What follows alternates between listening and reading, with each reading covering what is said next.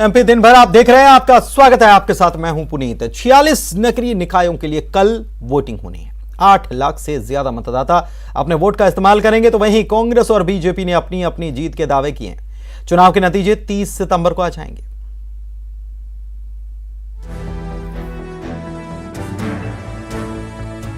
अठारह जिलों में निकाय चुनाव के लिए कल वोटिंग होनी है। वोटिंग के लिए तैयारी पूरी कर ली गई है। चुनाव में 8 लाख से ज्यादा मतदाता 1212 मतदान केंद्रों पर वोट डालेंगे।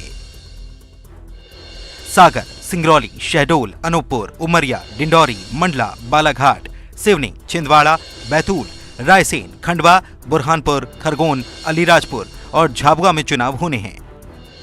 वहीं 3000 से ज्यादा उम्मीदवार चुनावी मैदान में अपनी किस्मत आजमा रहे हैं।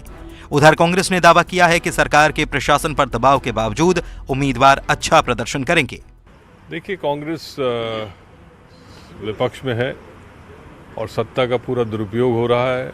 उसके बाद भी पिछले चुनाव की तुलना में कांग्रेस की बढ़त मिलेगी। कांग्रेस मशीन पर और मशीनरी पर आरोप मढ़ने लगे, समझ लो कांग्रेस बुरी तरह से चुनाव हार रही है। ये इनकी पुरानी आदत रही है। हमारी संगठन शक्ति, हमारी ताकत है और इनके दम पर हमारे पार्षद 46 नगरीय निकायों में बड़ी तादाद में जीत कर आएंगे।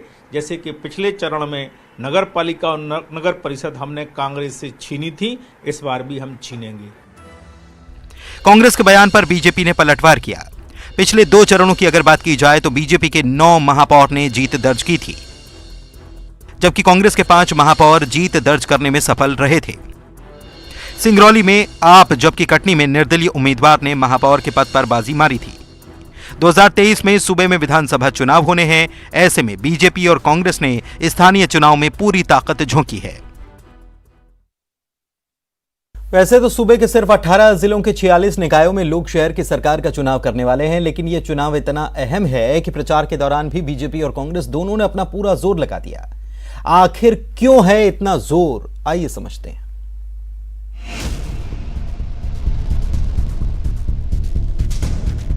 बीजेपी हो या कांग्रेस, दोनों ने ही नगरीय निकाय चुनाव के पार्ट 2 एपिसोड के लिए अपना पूरा जोर लगाया। कांग्रेस की तरफ से जहां पूर्व सीएम और पीसीसी चीफ कमलनाथ ने चुनाव के प्रचार की कमान संभाली, तो बीजेपी की तरफ से मुख्यमंत्री शिवराज मैदान में नजर आए। कारण है 2023 में होने वाला सियासी महायुद्ध। जी हां, मध्य प्रदेश में विधानसभा चुनाव होने में 1 साल से भी कम का समय है और ऐसे में इससे पहले होने जा रहे शहर की सरकार के चुनाव में दोनों ही सियासी दलों के लिए ये काफी मायने रखते हैं। हालांकि बीजेपी ने जहां सीएम के साथ अपने बड़े नेताओं को प्रचार का जिम्मा सौंपा और मंत्री समेत दूसरे बड़े नेता प्रचार करने के लिए अलग अलग क्षेत्रों में भेजे, तो वहीं कांग्रेस ने दूसरी रणनीति पर काम किया और अपने स्थानीय नेताओं को ही चुनाव में काम करने का मौका देकर खुद को भी साबित करने के लिए कहा। हालांकि पीसीसी चीफ कमलनाथ खुद छिंदवाड़ा में टिके रहे और जमकर प्रचार किया। अगर इससे पहले निकाय चुनाव पार्ट 1 एपिसोड पर नजर डाली जाए तो उसमें बीजेपी ने जहां निगमों में 9 पर अपने मेयर प्रत्याशी जिताए, तो कांग्रेस भी अपने 5 मेयर प्रत्याशियों को जिताने में कामयाब रही। वहीं निर्दलीय ने 1, तो आम आदमी पार्टी ने भी 1 निगम में अपने मेयर को जीत दिलाई। गौर करने वाली बात यह भी है कि जिन निकायों में इस बार शहर की सरकार का चुनाव होने जा रहा है, उनमें आदिवासी बाहुल्य क्षेत्र ज्यादा हैं। ऐसे में इस चुनाव के नतीजों से साफ हो जाएगा कि आदिवासी वोटर किस पर अपना भरोसा जता रहे हैं और किसे इस वर्ग में अपनी पैठ बढ़ाने के लिए मेहनत करनी है। Bureau report, news 18 Madhya Pradesh, Chhattisgarh. Ujjain में कल शिवराज कैबिनेट की बैठक होने वाली है। इसके लिए तैयारियां जोरों पर कर दी गई हैं। कैबिनेट बैठक से पहले नवनिर्मित प्रशासनिक संकुल भवन में तैयारियों को अंतिम रूप दिया गया। कैबिनेट की मीटिंग में मुख्यमंत्री समेत कैबिनेट मंत्रियों और विभागों के सचिव के साथ चीफ सेक्रेटरी भी उज्जैन में रहेंगे। संभावना है कि कैबिनेट की बैठक के बाद खुद सीएम अपने मंत्रियों के साथ महाकाल पथ को दिखाने कॉरिडोर जा सकते हैं। उज्जैन के कोठी पैलेस के पास नए प्रशासनिक संकुल भवन में सुबह वीआईपी का जमावड़ा शुरू हो जाएगा। कैबिनेट की बैठक के हिसाब से जो भी माकूल इंतजाम हो सकते हैं, जो बेहतर से बेहतर इंतजाम हो सकते हैं, वो सब सारे इंतजाम जो है, मीटिंग की व्यवस्था, मीडिया कर्मियों की व्यवस्था, माननीय मंत्रीगणों की व्यवस्था, जो ऑफिसर्स वरिष्ठ अधिकारी आएंगे, उन सबकी बैठक व्यवस्था के हिसाब से यहाँ पे तैयारियां।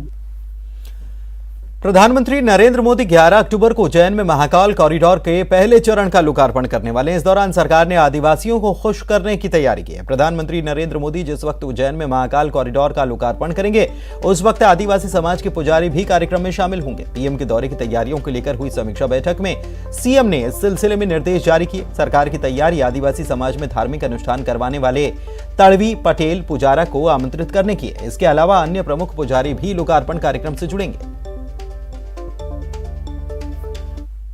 मुख्यमंत्री माननीय शिवराज सिंह चौहान जी की प्रदेश सरकार ने न केवल एक महाकाल के भक्तों की दृष्टि से, पर्यटन की दृष्टि से, लोगों के धर्म और आध्यात्म की दृष्टि से, आस्था और श्रद्धा की दृष्टि से, हर दृष्टि से महत्वपूर्ण है। और इसमें माननीय प्रधानमंत्री नरेंद्र मोदी जी 11 अक्टूबर को लोकार्पण करने के लिए उस भव्य कार्यक्रम में अगर अलग अलग लोगों के अलग अलग प्रकार के लोग, अलग अलग विधाओं से लोग बुलाए जाते हैं, आमंत्रित किए जाते हैं, तो यह सर्वथा अभिनंदनीय है, स्वागत है।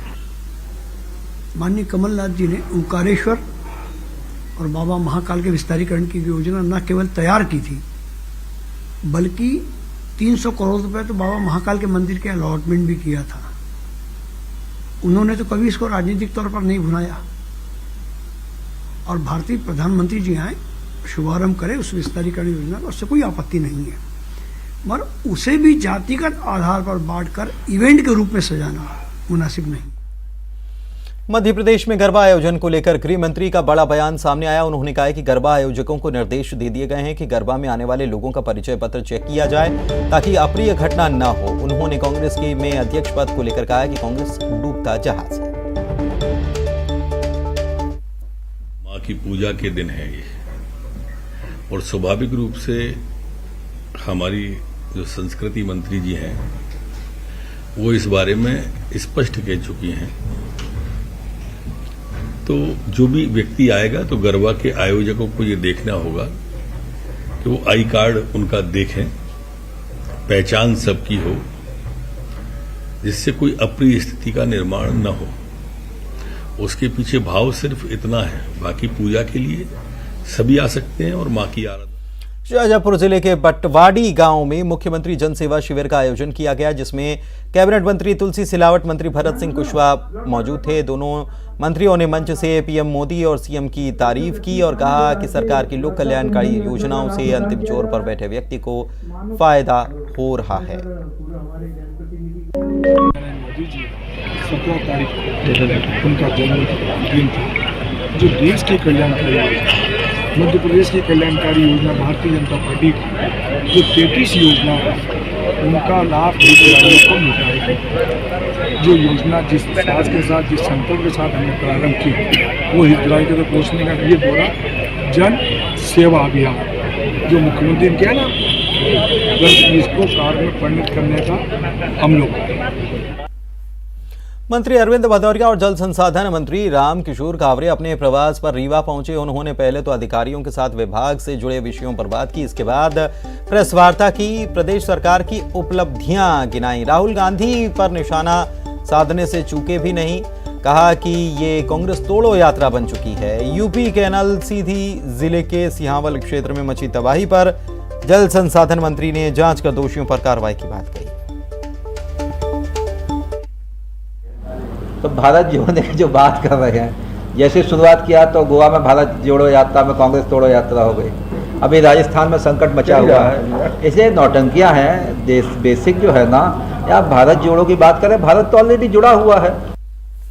खंडवा के हरसूद में कार्यकर्ताओं की बैठक लेने पहुंचे प्रदेश के वन मंत्री ने राहुल गांधी और उनकी भारत जोड़ो यात्रा पर चुटकी अपने अंदाज में ली। उनके वायरल वीडियो पर पूर्व मंत्री पीसी शर्मा ने पलटवार किया, कहा कि वो 3 तरह के नशे के आदी हैं, एक नशा सत्ता का, एक लिक्विड का और तीसरा नशा वो बता नहीं सकते, लेकिन लोगों को पता चल जाए। और तुम्हारे बेटे की शादी नहीं होए तो पड़ोसी आगे क्या बोलेगा, कोई कमी होगी या? मैं नहीं बोलता तुम्हारे पप्पू में कमी है, मैं नहीं बोल रहा, लेकिन और एक वो है एयर कंडीशन गाड़ी में घूम रहे हैं, गांव आ जाता है तो पैदल चलने लगते हैं। 55-56 साल भगवान ने कितने के हो गए, शादी नहीं हो रही उनकी। अब अगर ये बाबा मेरा बेटा है, ये 28-29 का हो गया, मैंने शादी कर दी। ये इनके 3 नशे हैं इनके। एक सत्ता का नशा, दूसरा वो जो कोई लिक्विड है उसका नशा, और तीसरा नशा जिसको बता नहीं सकते वो नशा।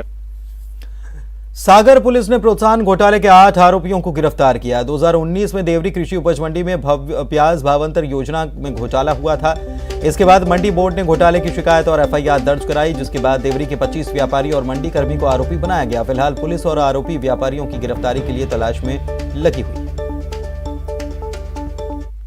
प्याज भावांतर योजना के अंतर्गत प्याज की खरीदी में घोटाला हुआ था, फोर्जरी की गई थी, जिसमें मंडी विभाग द्वारा 2020 में एफआईआर दर्ज करवाई गई थी धोखाधड़ी के संबंध में, घोटाले के संबंध में, जिसमें जो है अभी तक 8 आरोपियों को गिरफ्तार किया गया है।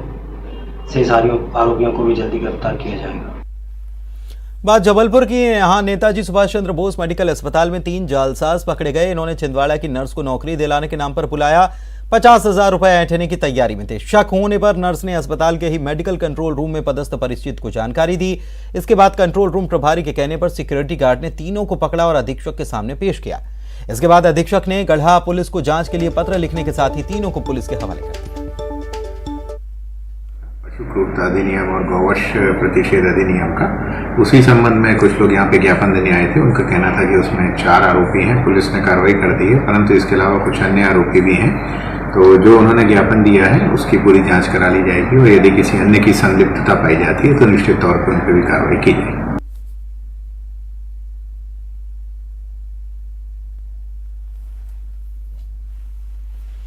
भोपाल के आईटीआई एमएमएस कांड के मुख्य आरोपी को पुलिस ने गिरफ्तार किया है। पुलिस ने राहुल यादव को गिरफ्तार किया। राहुल के मोबाइल से हालांकि एमएमएस मिला ही नहीं है। पुलिस आरोपी के मोबाइल से अब वीडियो और डेटा को रिकवर करने की कोशिश कर रही है।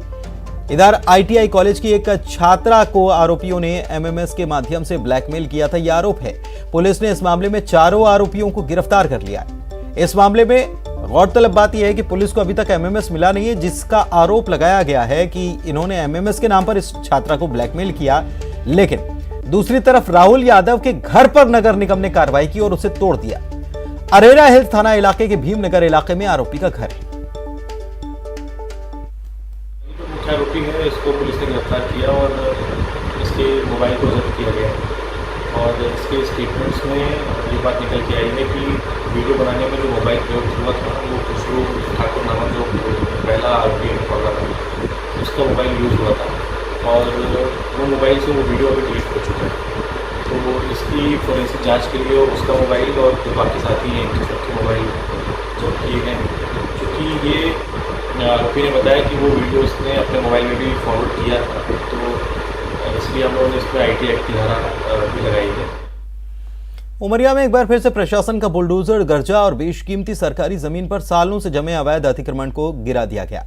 हटाने की कार्रवाई अडखार गांव की है। यहां पर मुख्य मार्ग के किनारे सार्वजनिक हनुमान तालाब की मेड़ पर रसूखदारों के इशारे पर 2 दर्जन से ज्यादा लोगों ने कब्जा जमाया था और उस पर मकान दुकान बनाकर व्यावसायिक उपयोग किया जा रहा था। कुछ और मकानों को खाली करने के लिए 15 दिन की मोहलत दे दी गई। इसके बाद उन्हें भी गिराया जाएगा।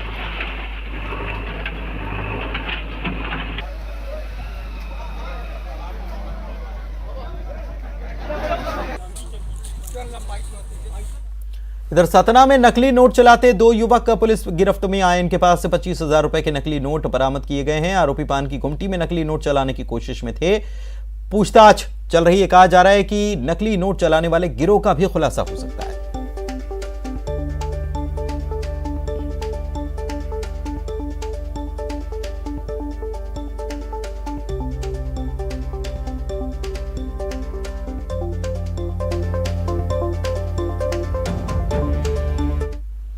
सीधी में बाणसागर बांध की यूपी और एमपी कैनाल टूट गई। कैनाल से बड़ी तेजी से पानी निकल रहा है। वहीं एमपी और यूपी को पानी की सप्लाई ठप हो चुकी है। बाणसागर बांध की यूपी और एमपी कैनाल टूट गई। पानी का तेज बहाव अपने साथ सब कुछ बहाकर ले जाने को बेताब दिख रहा है। सुबह चुरहुट के तीखड़ खुर्द गांव के पास यूपी कैनाल टूट गई थी। वहीं बघेड़ा गांव के पास एमपी कैनाल भी टूट गई। कैनाल से निकल रहा पानी नीचे गांव में जा रहा है। यही नहर है जो सुबह से टूटी हुई है और एक पूरा हिस्सा जो है दूसरी नहर में आके जमा हुआ है। तो ये तमाम जो पत्थर दिखाई दे रहे हैं नहर से निकला हुआ मलबा है। जो नहर टूटी है उसके बाद जो सेकंड दूसरी नहर जो एमपी को जोड़ती है वो इसके नीचे थी। उस नहर में मैं खड़ा हूँ जो तमाम जो मलबे से है वो भरी पटी हुई है। उधर जानकारी मिलने पर मंत्री तुलसीराम सिलावट ने जरूरी कार्रवाई की बात कही है। इस नहर का हिस्सा यहीं से शुरू होता है जो टन्नाल के अंदर चला जाता था। वहाँ पास का जो ज्वाइंट था वो ज्वाइंट से अलग हो चुका है। तकरीबन जो जिस तरीके से यहाँ फटा हुआ है नहर जो फट चुकी है पूरी तरीके से, इसमें जो पानी है तो पानी पूरा मलबा में यहाँ तब्दील हो चुका है। तो कैनाल से यूपी और मध्य प्रदेश को पानी की सप्लाई होती है लेकिन ये ठप है। वहीं पूरे इलाके में मलबा फैल गया है। बैतूल से बड़ी खबर यह कि 8 साल की बच्ची से दरिंदगी की वारदात को अंजाम दिया गया। चॉकलेट देने के बहाने बच्ची को बुलाया गया और उसके बाद उसके साथ दरिंदगी की गई है। बाद में लोगों ने आरोपी को पकड़ा है और पूरी तरह से उसे पीटा गया है। पुलिस ने बाद में आरोपी को गिरफ्तार भी कर लिया है। यही वो शख्स है जिसने बच्ची के साथ दरिंदगी की वारदात को अंजाम दिया और 8 साल की बच्ची को चॉकलेट का लालच दिया और गंदी नीयत के साथ उसके साथ वहशीपन दिखाया है। भीड़ ने सारनी थाने का घेराव भी किया है। गुस्से में लोग हैं। आरोपी को फांसी देने के नारेबाजी यहां पर हुई है। सारनी थाना क्षेत्र के शोभापुर इलाके की यह घटना है। बाद में पुलिस ने लोगों को समझाया और बड़ी मुश्किल से वापस लौटाया।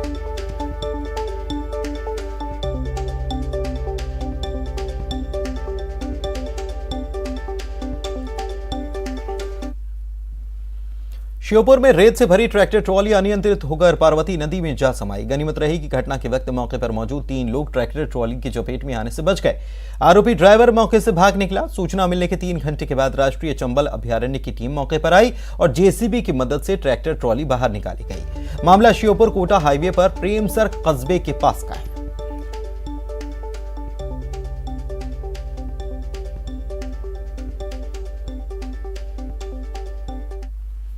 इधर आय से अधिक संपत्ति और सैकड़ों बैंक खातों को लेकर ईओडब्ल्यू के घेरे में घिरे बिशप पीसी सिंह हाईकोर्ट की शरण में चला गया।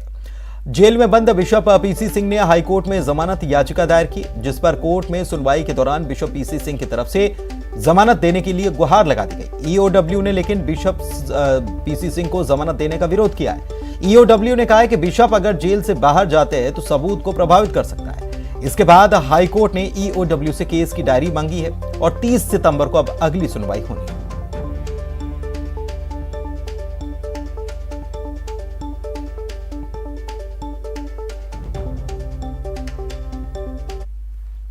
सतना में 3 राउंड फायरिंग के बाद हड़कंप मच गया। बताया जा रहा है कि मूर्ति के साथ सज्जा को लेकर मूर्तिकार और ग्राहक के बीच विवाद हो गया और इस विवाद को लेकर 3 राउंड फायर हुए। घटना की जानकारी मिलने पर मौके पर पुलिस पहुंची। आरोपी को गिरफ्तार कर लिया गया।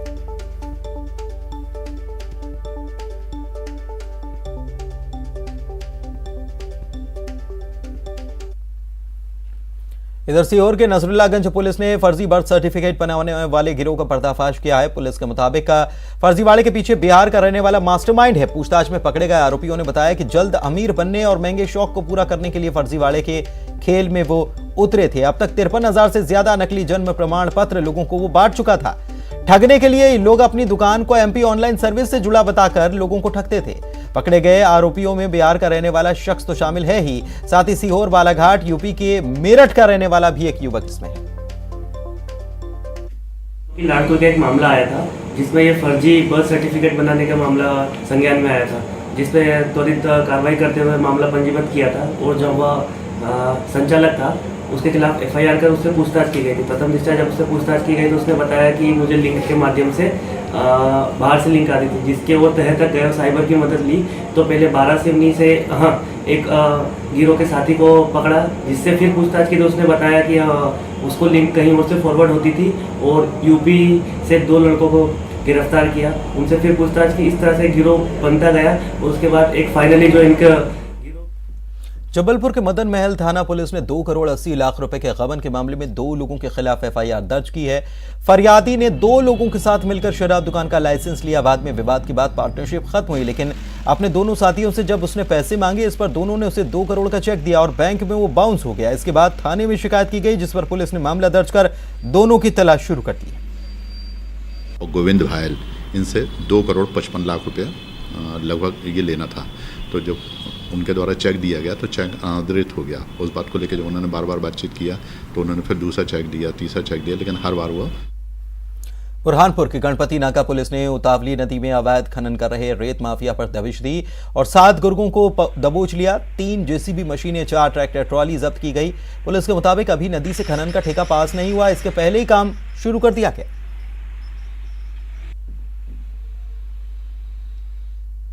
बढ़ते आगे, खरगोन पुलिस ने ऐसे चोर गिरोह को पकड़ा है जो रात के वक्त किसानों के खेत में लगे पानी की मोटर चोरी किया करता था। चोर की निशानदेही पर 9 आरोपियों को भी गिरफ्तार किया गया, जबकि एक कबाड़ी को भी पकड़ा गया। कबाड़ी चोरी के पंप खरीदकर उन्हें ऊंचे दामों पर बेचता था। तीनों थानों ने गैंगों को पकड़ा है, जिसमें टोटल 9 आरोपी हैं और एक कबाड़ी को गिरफ्तार किया है, जिनसे 20 मोटर पंप जब्त किए हैं। इसमें एक जनरेटर भी है। ये हमारे खरगोन पुलिस की एक बहुत बड़ी। बढ़ते आगे, एमपी में लंपी वायरस ने पशुपालकों को परेशान कर रखा है और ऐसे में खरगोन में इस वायरस से लड़ने के लिए समाज सेवी युवा आ गए हैं। युवाओं ने पशुओं में इम्यूनिटी बढ़ाने के लिए आयुर्वेदिक तरीके से लड्डू तैयार किए हैं, जिन्हें ये गौशाला समेत शहर में पशुपालकों के यहाँ जाकर पशुओं को खिला रहे हैं। इस दौरान युवाओं के साथ नगरपालिका अध्यक्ष छाया जोशी और उपाध्यक्ष भोलू कर्मा मौजूद थे। संस्था से जुड़ी युवाओं का कहना है कि लंपी वायरस के कहर को रोकने के लिए आयुर्वेदिक लड्डू बनाने की पहल की है। पशु चिकित्सा अधिकारी भी मान रहे हैं कि आयुर्वेदिक फॉर्मूला से के इन लड्डुओं से कोरोना की तर्ज पर लड़ने की शक्ति मिल पाएगी। छतरपुर के दौरिया गांव में झाड़ियों में नवजात रोती मिली। पुलिस ने बच्ची को इलाज के लिए स्वास्थ्य केंद्र नौगांव में भर्ती कराया। नवरात्र का आज पहला दिन है। लोग मां दुर्गा की पूजा कर रहे हैं, लेकिन छतरपुर के दौरिया गांव में झाड़ियों में मिली नवजात ने कई सारे सवाल खड़े कर दिए। बच्ची के रोने की आवाज पर गांव के लोगों ने उसे देखा, फिर पुलिस को सूचना दी। पुलिस ने बच्ची को सामुदायिक स्वास्थ्य केंद्र नौगांव में इलाज के लिए भर्ती कराया है। साथ ही बच्ची के माता पिता की तलाश में पुलिस जुट गई है। बच्चियों को मां दुर्गा का स्वरूप मानते हुए नवरात्र में पूजा करने की परंपरा है, लेकिन झाड़ियों में बच्ची का मिलना सामाजिक ताने बाने पर सवाल है। प्रदेश की राजधानी भोपाल की सीमा में बाघ का मूवमेंट बढ़ चुका है। शहर में एक बार फिर से बाघ घूमते दिखा है। कलियासोत डैम के पास बाघ को घूमते देखा गया। मौजूद लोगों ने अपने मोबाइल से ये वीडियो बनाया। इस तरह से शहर में बाघ को देख लोगों के मन में खौफ है। इससे पहले भी शहरी इलाके में बाघ घुस आया था। बाघ के मूवमेंट की वीडियो भी वायरल हो रही है। चलो देवी जी के दर्शन हो गए, चलो दुर्गा जी के दर्शन हो गए। मैग्निफिसेंट यार, हैप्पी भैया।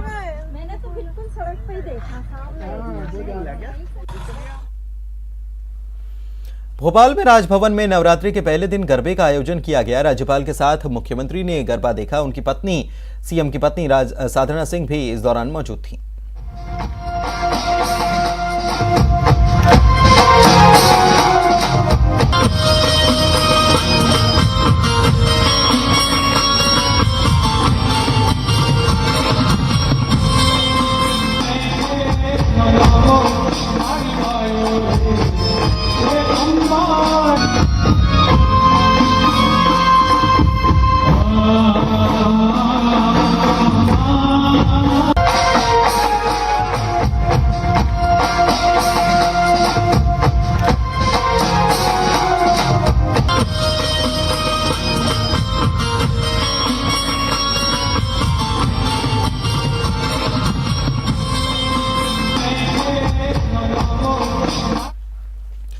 आगर मालवा स्थित नीलखिड़ा का प्रसिद्ध मां बगलामुखी मंदिर में चैत्र नवरात्र के मौके पर भक्तों का सैलाब उमड़ा।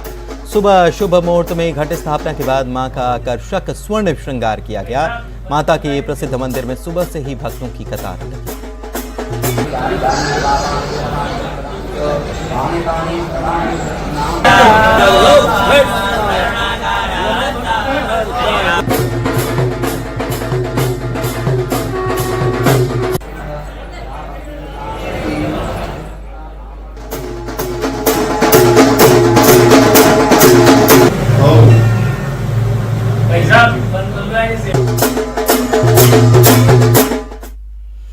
और इसी के साथ एमपी दिन भर में इतना ही। नमस्कार।